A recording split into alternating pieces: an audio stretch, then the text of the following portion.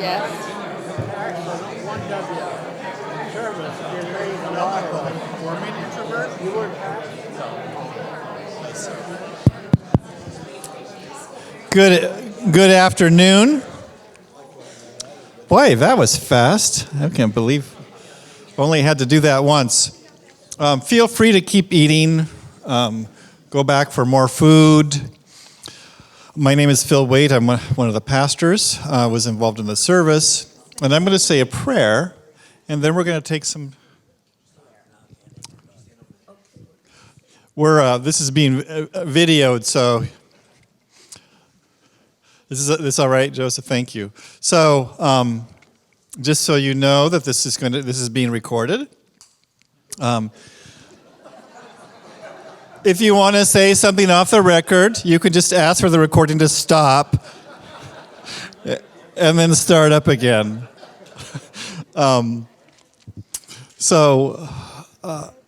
Before I pray, I just want to say a word.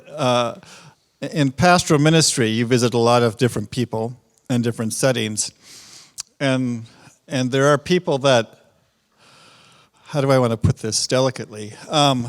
You have to drag a conversation out of them. Like you ask them the most leading question you can possibly think of, and they turn it into a yes or no answer. And then there are people that you ask a yes or no question, and they go on for an hour. Guess which one Mario was?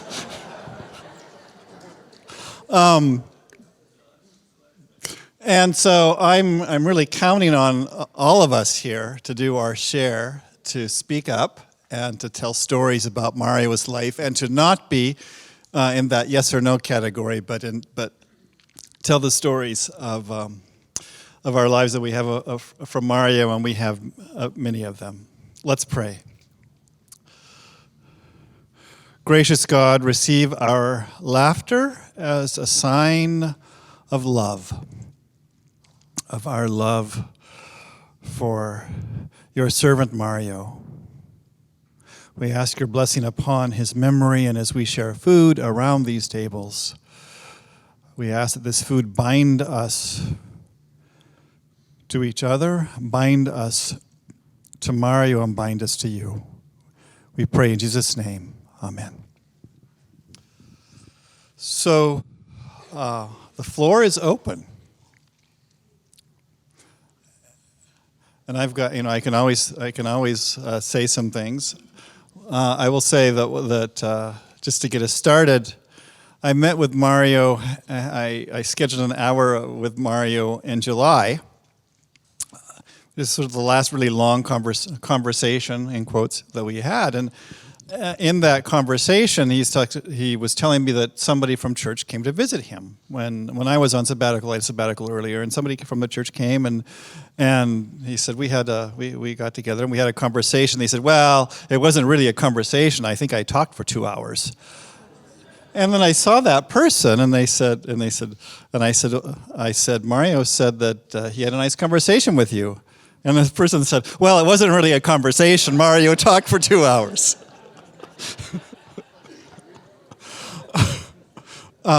Mario was a man of words.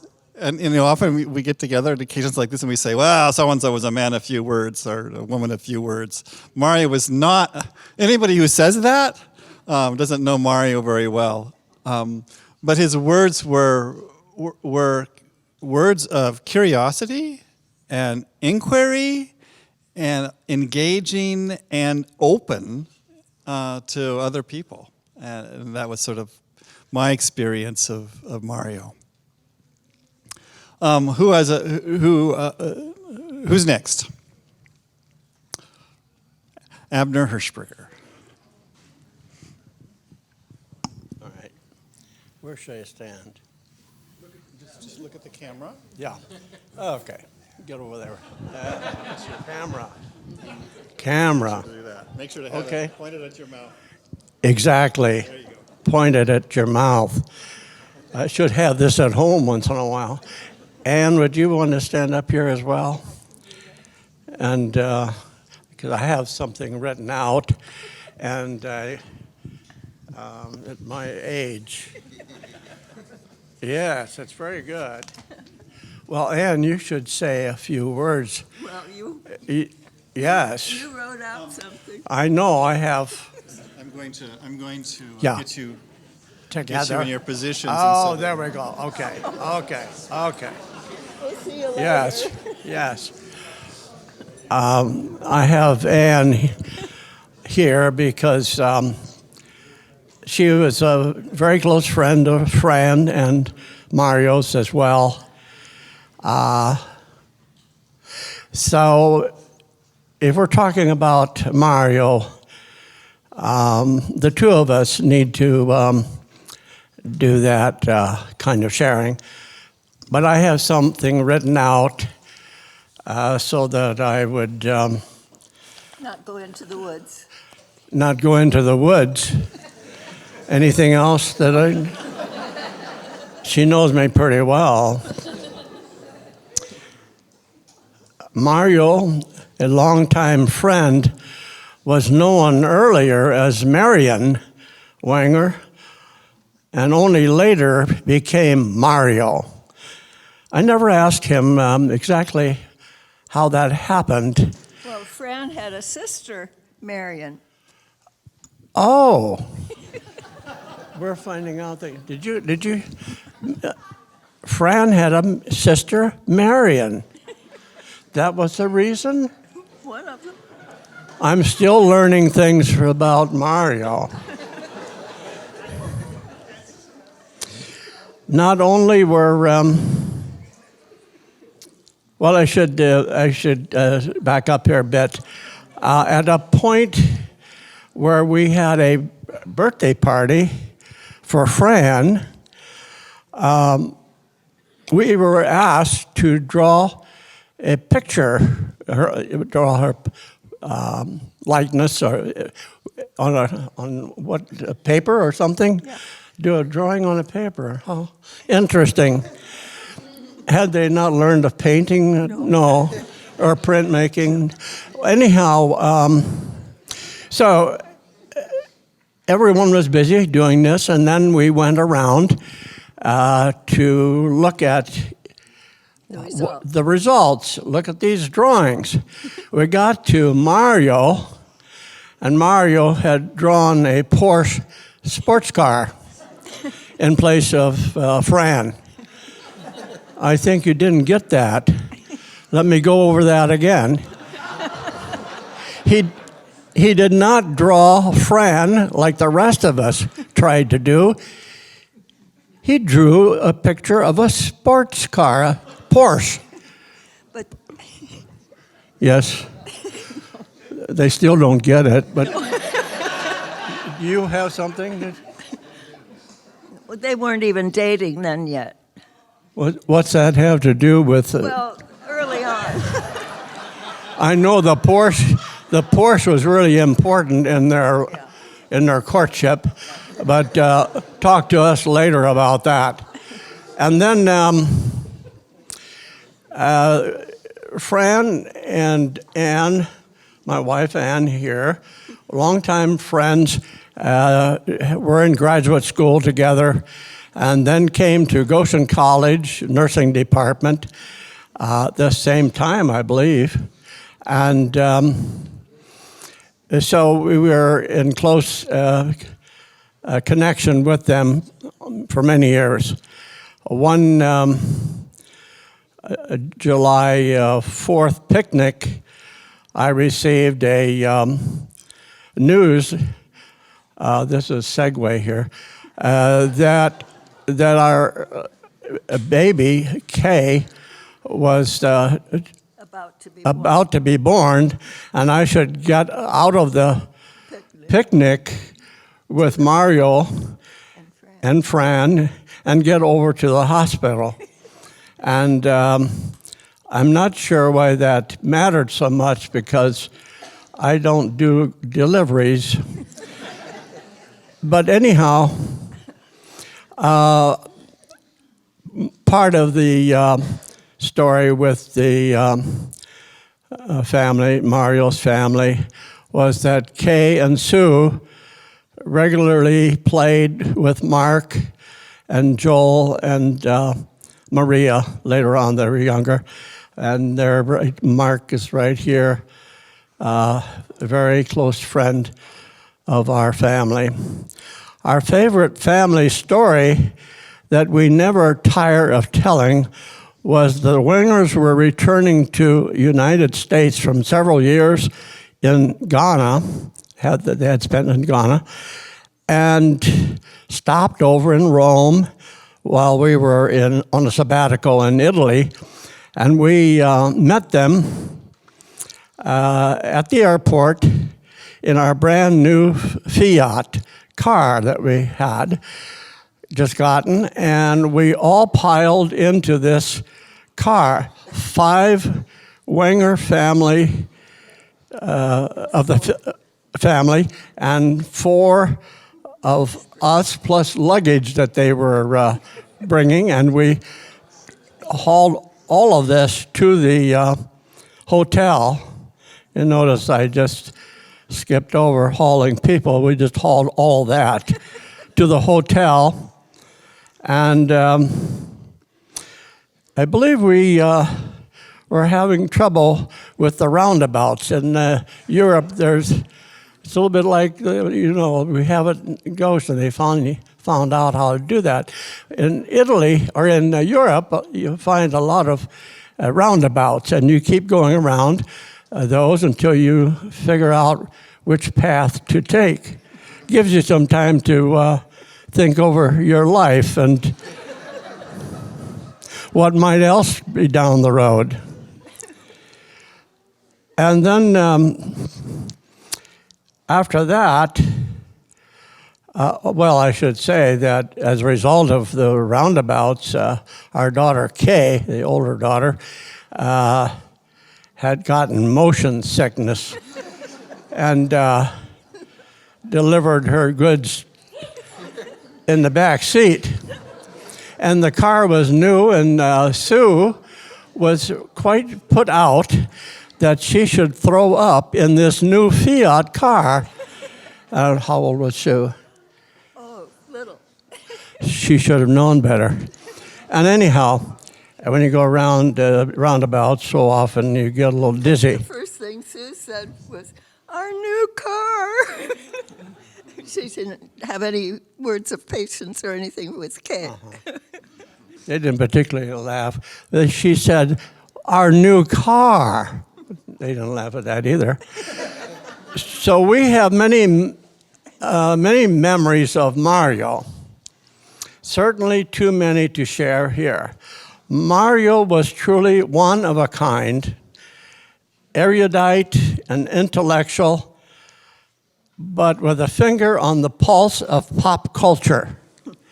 Besides German, he could get around in many other languages, and his conversations were often interspersed with expressions from the many places where he and Fran traveled. Mario has a great personal style and taste right up to the end of his life. He was a special person for our daughters, Kay and Sue, and I quote them, he was always very supportive of them and on their side. They felt that support from him.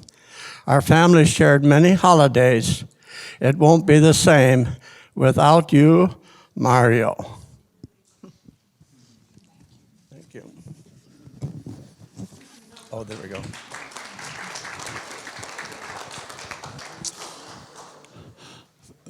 Thank you. Just a quick public service announcement. There's coffee ready.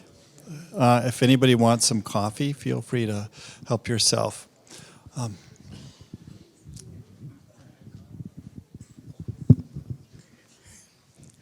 It's hard to keep this very short when you talk about Mario, but I'm going to. My name is Denzel Short.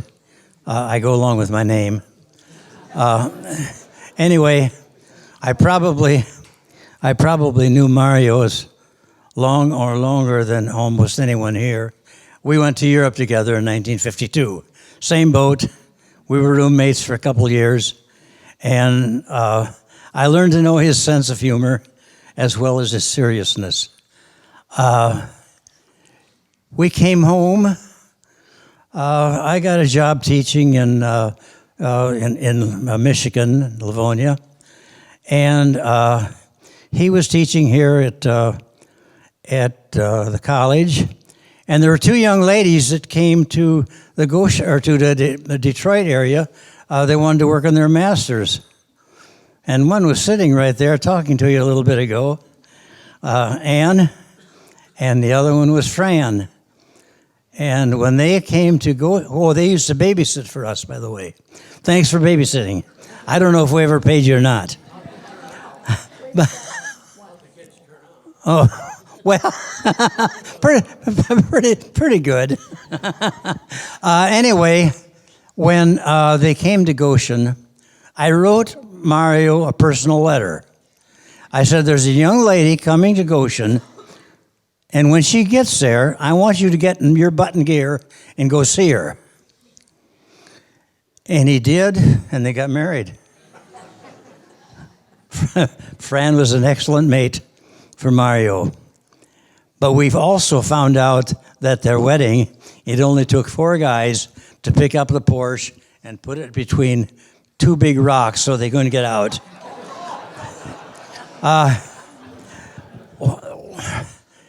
He had a seriousness to him, but he had a sense of humor. His one sense of humor I didn't appreciate. He developed this thing in Germany that if 4 or 5 guys got together back to back and we walked together in step, we could look ridiculous. So if I was behind him walking in step, you can imagine what I saw. Back. That's all they saw was Mario's back. And he would come to a post, step over the post. Well, you know what happened to me. I ran into it. Anyway, this is hard. But we came to see Mario a couple times shortly before he died. My daughter here brought us to Marshall, and Maria brought Mario there. We got together about 2 months before he died, and then one time before that. We were able to talk quite a bit, and just a few days before he died, I went to his bedside, held his hand, and we prayed, and I prayed that God would take him. Mario was a special friend. He wanted to go, yep. Thank you. Thank you.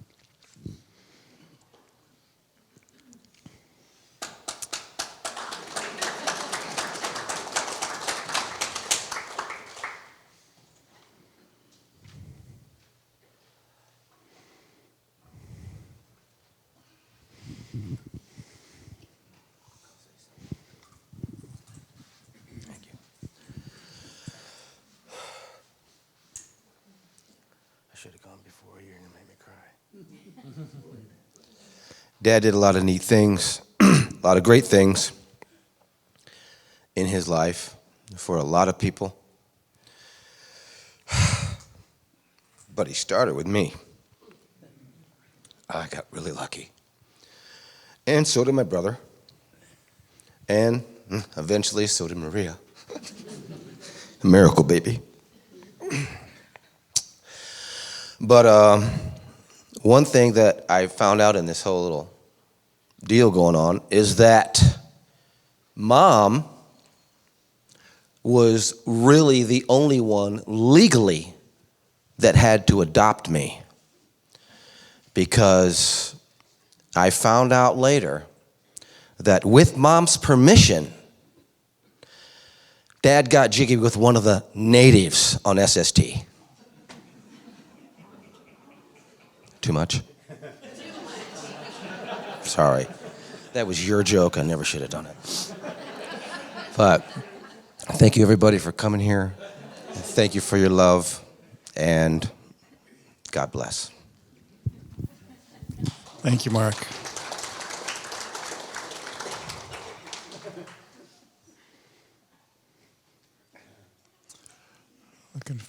I'm looking for hands here.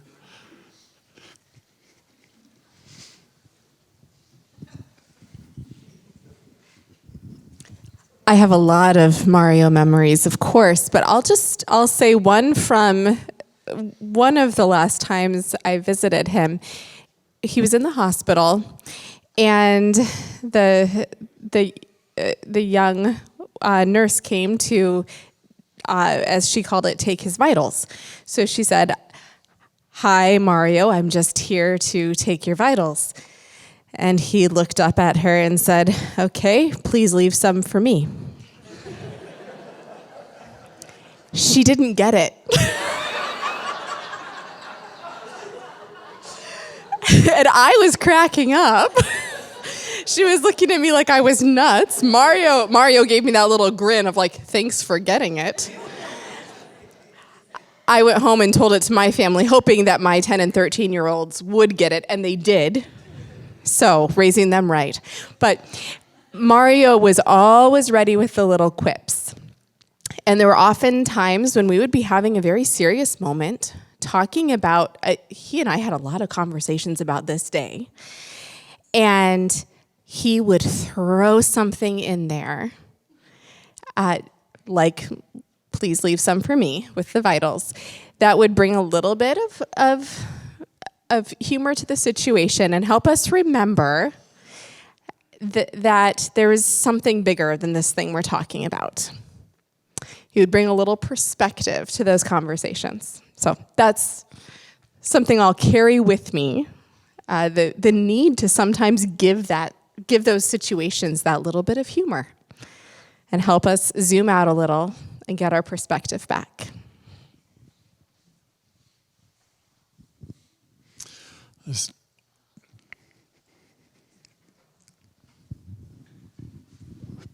I can only tell the funny stories because that's all I can do right now. But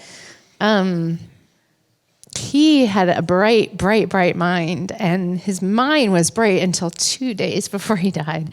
And so when he announced on a certain day, "I'm done now, and I don't want to do therapy anymore." And it took some convincing because some people around him were like, "No, hang in there, you know." And he said, no, he wasn't mad. He just said, "I want you to know I've decided this." So that was very brave. But then he was astounded that he wasn't dead the next day. And in fact, it took 3 full weeks. And in those 3 weeks, I would say he spent about 10% of the time in some despair about, why is this not happening when I said I'm ready? But most of the time he was not in despair, and he was talking nonstop as usual. And it was almost like a one-man show, which is kind of what he was anyway. And for 3 weeks, he told story after story after story, and people would come to him and say some very somber and poignant goodbyes, and he would, like a sage on the hill, like bless them, you know, and some very deep and important words, and they would leave in tears. And then the next week later, he still was alive, and some of the people came back. And I could just see it in his eyes. He wasn't always, he wasn't always the most polite with his words. So, but he tried to stop himself from saying, "I already said goodbye to you. I'm glad that you're here, and yeah, we have a good relationship, but like I can't do the whole thing again, the whole story again." So he appreciated people were coming, but he was just kind of like, "What is going on?" And so that part of his time was saying goodbye to people, and part of his time was telling stories. And in fact, some people came to see him, and I don't understand his brain. He had such a brain for history and everything. I can't even come close to it. And people would come and he would say, "Yes, I know who you are." And he would tell some people things about their own families that they didn't even know yet. Because he could say, "Oh, well, sure. I mean, your great-grandmother, of course, she came over from the Palatinate, as you know." And they would be like, "What are you talking about?" So I don't understand that either as a gift. And then he also spent time processing the process of dying out loud. And it was like deeply reflective and interesting, but also kind of witty and surprising too. And that's how he kind of spent those 3 weeks. And of course, looking back, what a gift. I mean, you can't really ask for more. But I'll share with you a couple of the things he said that he didn't necessarily mean as a joke, but they were kind of funny too. Some of them were, I guess, meant that way. And one of the things was when they were getting ready to move him from one room to another, I've told some of you this story, but a person from Greencroft, very well-meaning, looked at him, and was using a louder voice because it's an elder, and she wanted to make sure he was okay with the move, and she said, "We're going to be moving you to another room, Mr. Wenger, and it's going to be okay. It'll be smooth. We'll take care of you." And she thought she went through the whole thing, and he had a really somber face, and I don't know if she got this, but he totally understood what was happening. He didn't even care he was getting moved to another room, and he looked at her and he said, what did you say? He said, "Did you say you're putting me on death row?" And she was shocked. She did not get that as a joke. She turned to me and she's like, "Oh my goodness, is that what he thought I said? I'm so sorry. Is his hearing not that great?" And I said, "No." And then he just looked at her and he was like, "I was just joking." And I think she was glad he moved off of her wing that day, because I don't think she was ready for that to happen again and again. So he threw those little gems out like that along the way. And I think, again, I'm not always sure about the crowd, but I think you can handle this one. His hands were always cold near the end of his life because he just had bad circulation. And one day it was warm because it was under his blanket. And I said, "Your hands are so warm." And he said, "Yeah, they are. It feels so good." And then he said, "They're going to be really cold pretty soon." And I said, "Yeah." He didn't say it out loud because I'm dying, but I said, "Yeah, that's true. They're going to be pretty cold, and that's okay." And then he said, "Then they're going to be really, really, really hot." And you get it, right? Because he had planned his cremation far in advance. And he wasn't really looking for a laugh there. He was just kind of musing about, this is what is going to happen. And I said, yeah, that's correct. I don't know that I want to talk about that with you right now, but you're right. That is technically true about what's going to happen. So he was throwing all kinds of bits of, I guess, wisdom and reflection. I can only say he was, for all of us who are going to be there one day, he was always afraid that he would be afraid at the end, that he was going to be like, he said, what if your human spirit, because it wants to survive, is going to fight back? At the very end, is going to fight back and say, no, I'm going to stay, and make it harder. And he saw himself. He was able to notice in his own self that that's not what happened.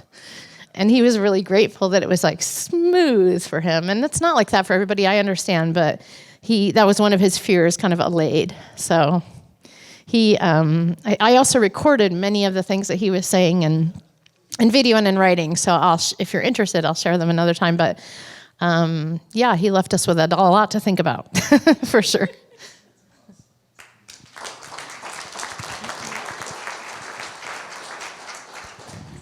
Thank you, Maria.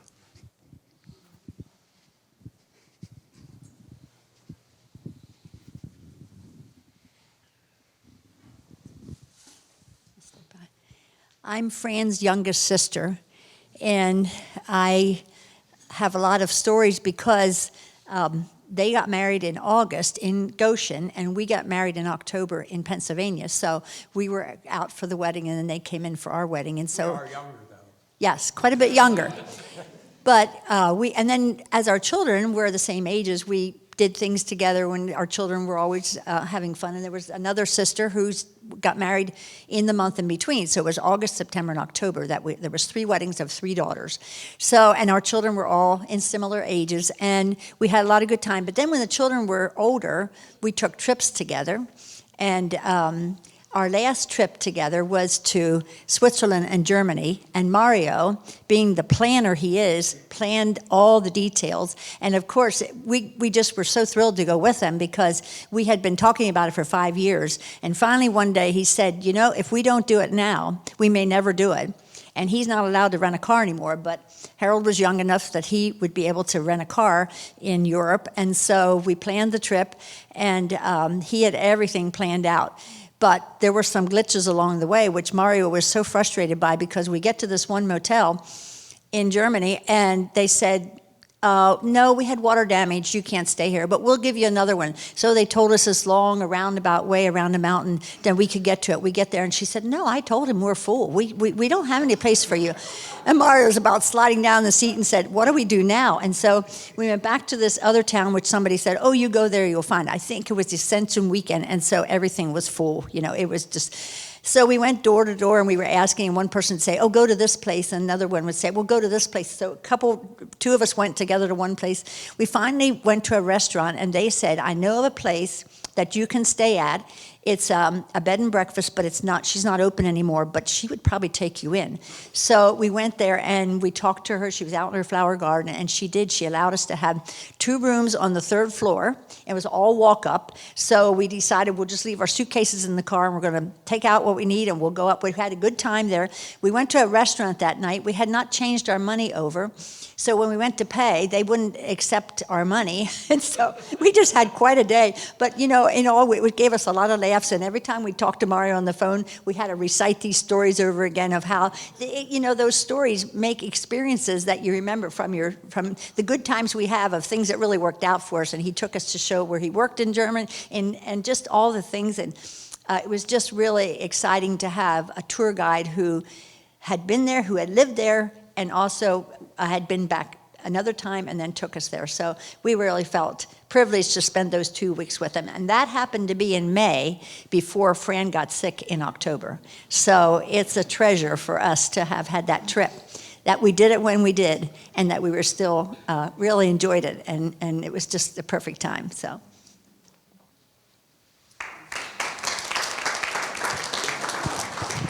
Thank you.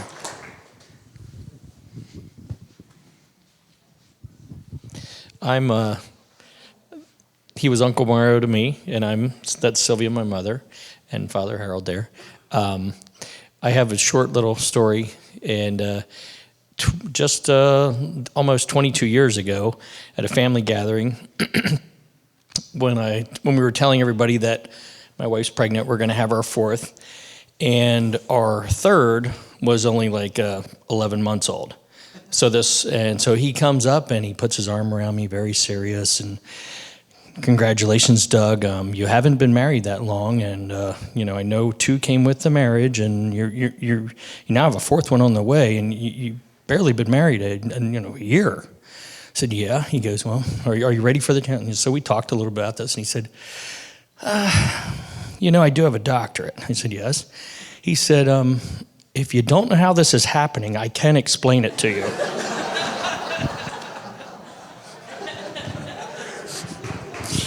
Classic.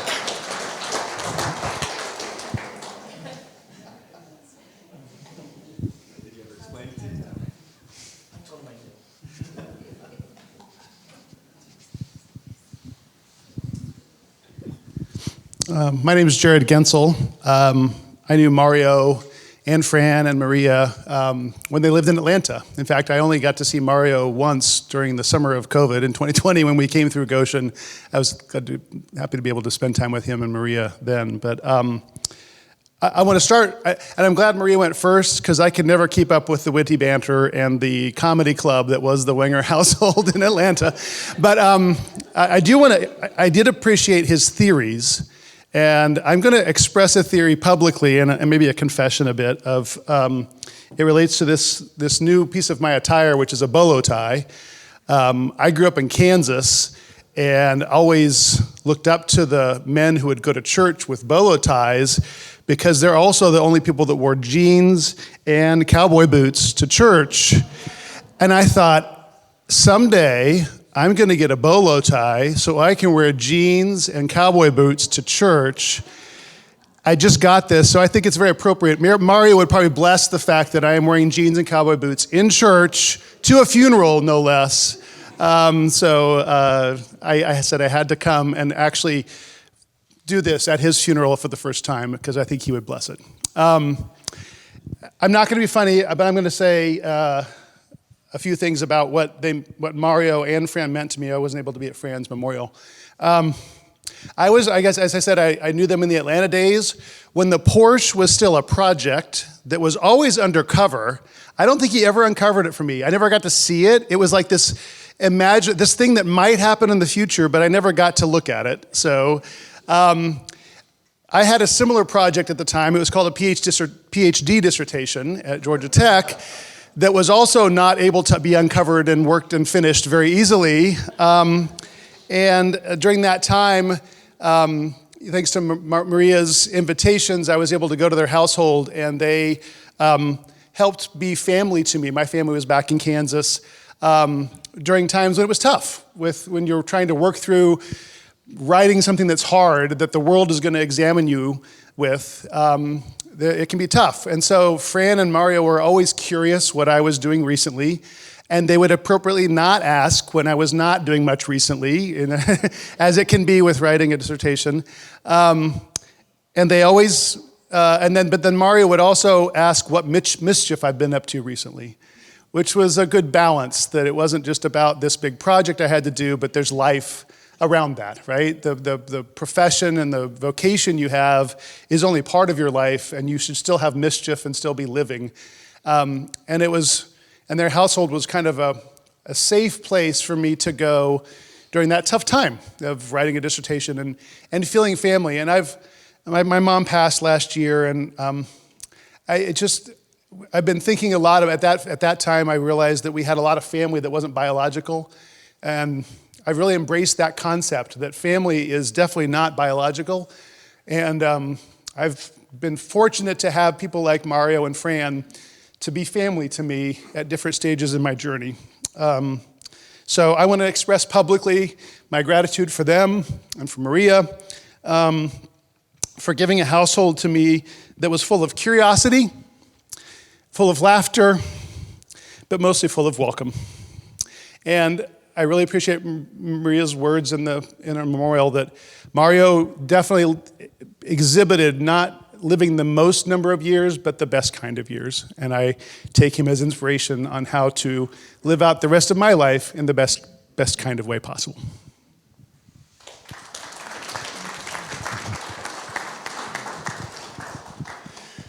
My name is Tim Wise. My father is Don Wise. He's not able to be here today because he passed away a few years ago.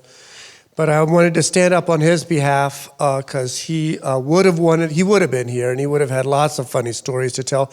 He went to Europe with Mario. I grew up always hearing Mario's name was Wenger. So that was what he called him at the time. But going to Europe for those years with Mario and Denzel Short and the Pax Boys, as they sometimes refer to themselves, was so important in establishing his identity and his vision for what a full life would be. He grew up in Archbold and then went to Goshen. That was a big change. But going to Europe really opened up the whole world for him. And it's opened up the whole world for me, too, being his son. So I just wanted to stand in for my dad, who couldn't be here, to say that Mario was a dear friend. And it's a loss to us that they're gone.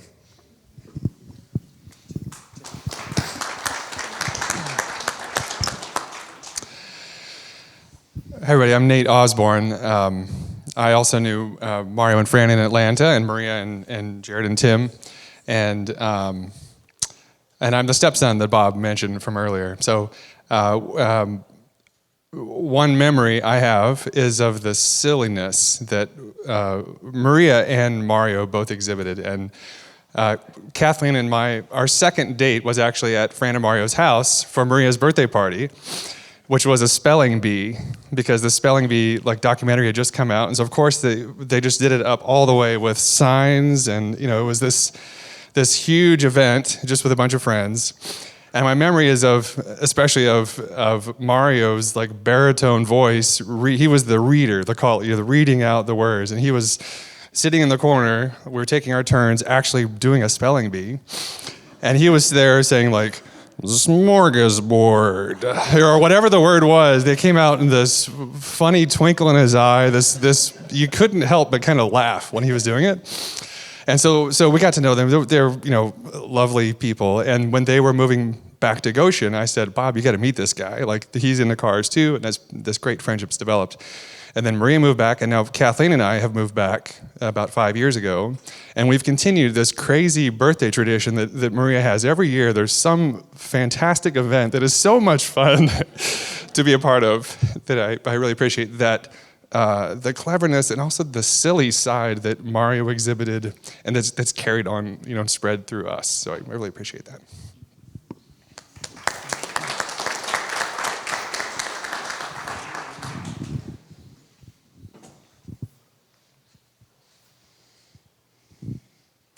Anyone else?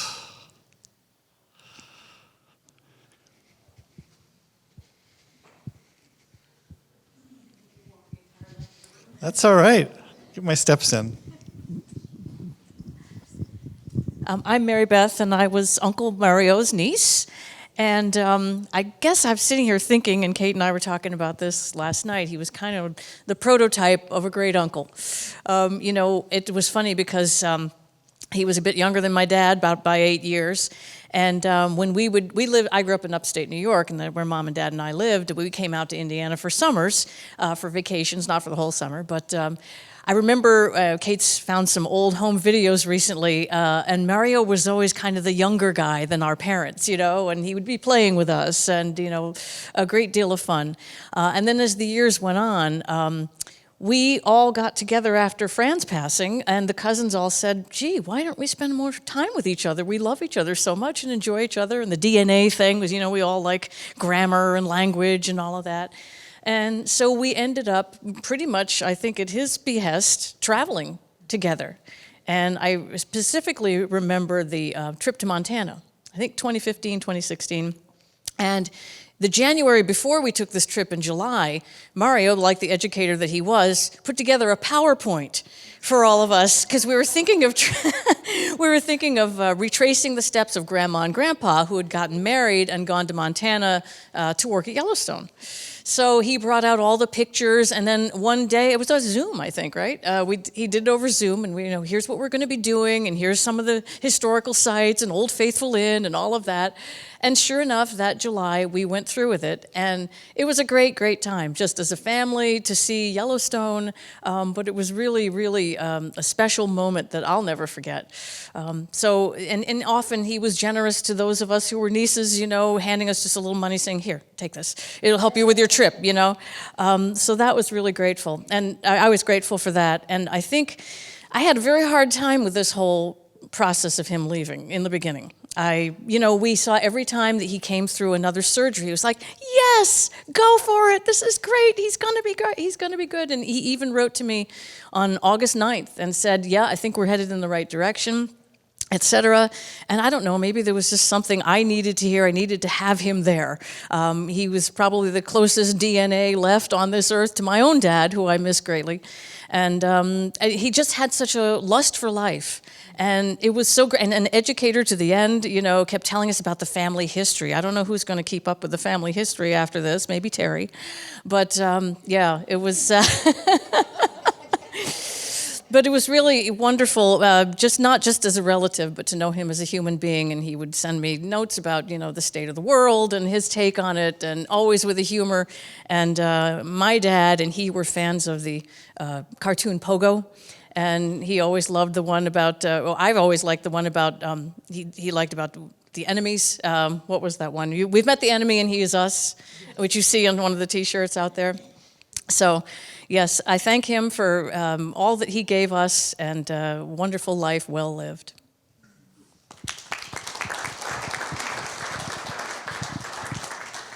Thank you. Thank you, everybody, for being... Oh.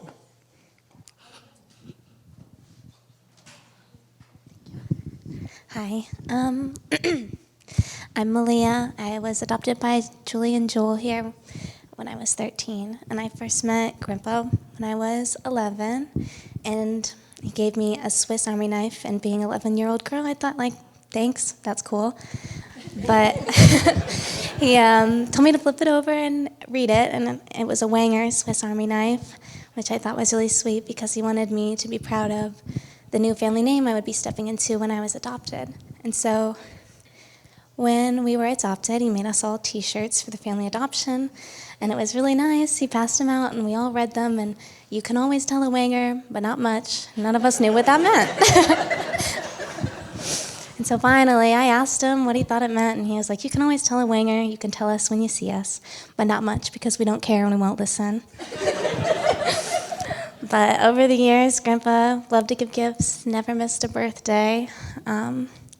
Bought me traveling bags as one of my favorite gifts, but I think the best gift I ever got was being accepted into a new family and getting all the love that he was willing to give.